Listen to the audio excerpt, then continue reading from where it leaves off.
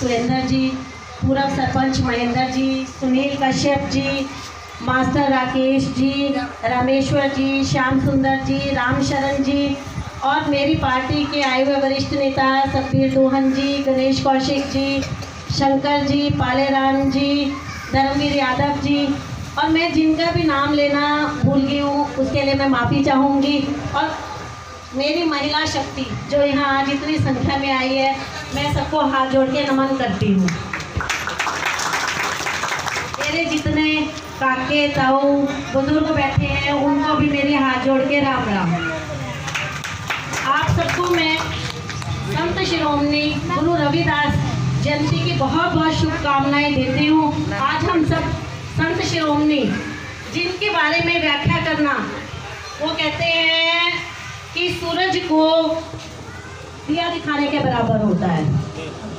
संत शिरोमणि के बारे में अगर मैं जो भी शब्द कहूँगी बहुत छोटा मुँह है, और लेकिन उनके बारे में मैं आप सबसे कुछ साझा करना चाहूँगी, आपको बताना चाहूँगी कि संत शिरोमणि जी उस समय पे पैदा हुए जब हमारे देश में मुगलों का राज होता था।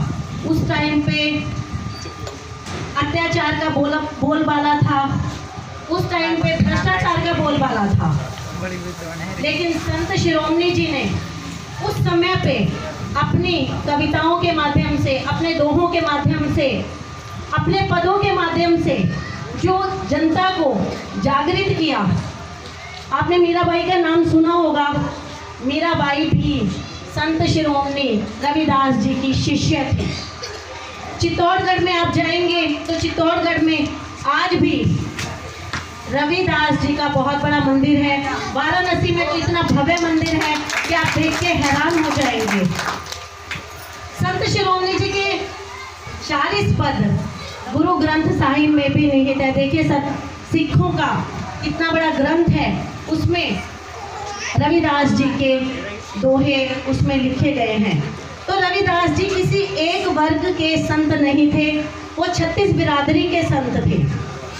रविदास जी ने एक ही संदेश दिया था कि सभी लोगों को जाति धर्म से परे उठना चाहिए। जब तक ये जातियां बनती रहेंगी तब तक इंसान कभी इकट्ठे नहीं हो सकते। सभी जातियों को एक समान अधिकार होता है कि सभी लोग मिलजुल के रहें। उन्होंने संदेश दिया था कि सभी जातियों को पढ़ने लिखने का बराबर अधिकार है। हमारे देश में कोई भूखा ना सोए, सभी एक समान हो, सभी मिलजुल कर रहें। लेकिन अभी आप देख रहे हैं मौजूदा हालात क्या चल रहे हैं। मौजूदा हालात में हमें हर वक्त इस जाति धर्म के नाम पे ही लड़ाया जा रहा है। जहाँ भी बात होती है एक जाति की बात होती है। लेकिन हमारा सच्चा धर्म क्या होना चाहिए? हमारा सच्चा धर्म यही होना चाहिए कि हम संत रविदास के बताए हुए पद चिन्हों पे चलें। ये जाति पाति से ऊपर उठ के हम मानवता के लिए काम करें, सभी को हम साथ लेके चलें, सभी से मिलजुल कर रहें। जब तक हम इस जाति पाति से ऊपर नहीं उठेंगे तब तक हमारा विकास नहीं हो सकता। हमें आज़ाद हुए कितने साल हो चुके हैं, लेकिन आज भी हमारा देश विकासशील देश है। हमारे बाद जो भी देश आज़ाद हुए वो सभी विकसित देश की श्रेणी में आ चुके हैं। लेकिन हम क्यों अभी तक विकासशील हैं? क्योंकि अभी तक हम इस जाति पाति से ऊपर ही नहीं उठ पाए हैं। ये जो मौजूदा सरकारें हैं हमें जाति पाति के नाम पे लड़ाती रहती हैं, क्योंकि लोग इसी में उलझे रहेंगे, जाति पाति में उलझे रहेंगे तो वो विकास की बात ही नहीं करेंगे, अपने बच्चों के लिए अच्छे स्कूल की बात नहीं करेंगे, अपने लिए अच्छे अस्पतालों की बात नहीं करेंगे, बच्चों के लिए रोजगार की बात नहीं करेंगे। ये बातें तो तभी होंगी ना अगर हमारे बच्चे पढ़े लिखे होंगे। अगर कोई भी पढ़ा लिखा होगा वो अपने अधिकार के लिए आवाज़ उठाएगा।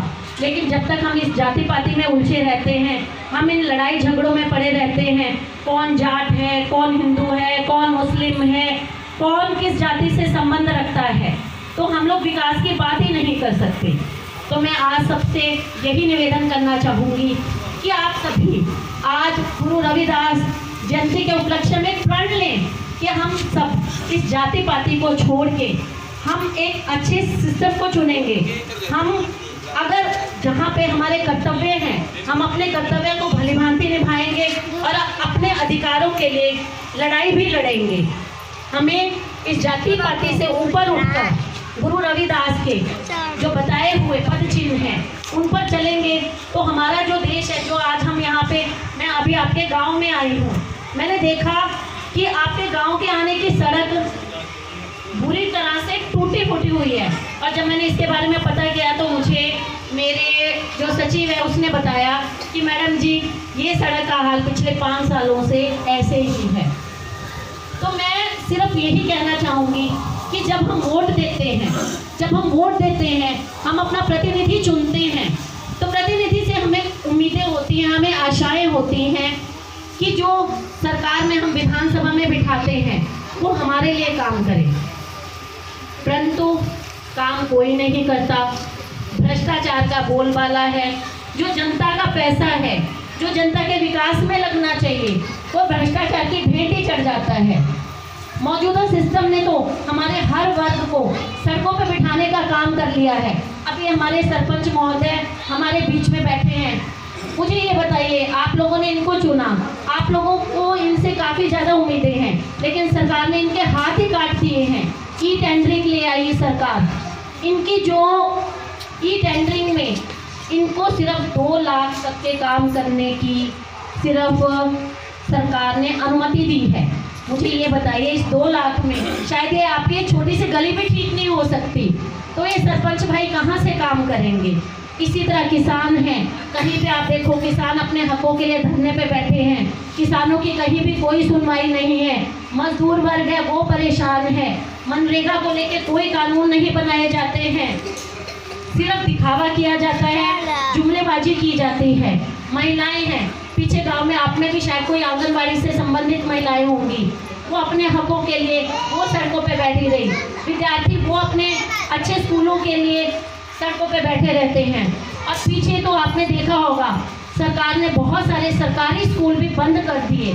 तो मुझे ये बताइए, एक गरीब आदमी जिसकी क्षमता नहीं है कि वो अपने बच्चे को प्राइवेट स्कूल में पढ़ा सके, तो वो अपने बच्चों को कैसे पढ़ाएगा। तो मैं सिर्फ आपसे यही कहना चाहूँगी कि आप सब बहुत समझदार हैं, आप अपने हकों के लिए लड़ना शुरू करें, अपने हक के लिए आवाज़ उठाना शुरू करें, क्योंकि एक अच्छा शिक्षा सिस्टम, एक अच्छा स्वास्थ्य सिस्टम हमारी ज़रूरत है, हमारा अधिकार है। जब हम इस देश के वासी हैं तो हमारे बच्चों को